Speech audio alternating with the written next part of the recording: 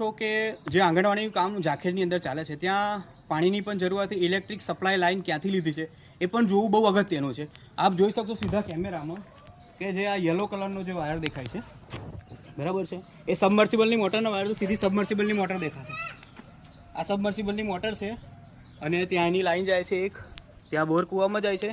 હવે વીજળીનું કનેક્શન ક્યાંથી લીધું છે,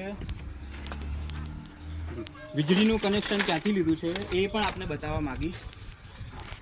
હવે આપણે સીધા વીજળીની લાઈન દેખાડીશું જે પીળા કલરની, એ ક્યાંથી જાય છે, આંગણવાડીનું જે કામ છે એ માટે ઇલેક્ટ્રિસિટીનો સપ્લાય ક્યાંથી છે એ જોવું ખૂબ જરૂરી છે. એટલે આ જે બારી જ આપ જોઈ શકો છો એ ગ્રામ પંચાયતની છે અને એ ઇલેક્ટ્રિક લાઈન ગ્રામ પંચાયતની અંદરથી લીધી છે, બરાબર છે, એવું પણ આપ જોઈ શકો છો.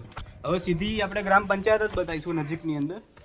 પાછળથી જેવી રીતે આપ જોઈ શકો છો કે પાછળ જે ગ્રામ પંચાયત છે, જાખેડ ગ્રામ પંચાયત જે ચાસર તાલુકાની છે, એ આ જ ગ્રામ પંચાયતની અંદરથી ઇલેક્ટ્રિક લાઈન લીધેલી છે.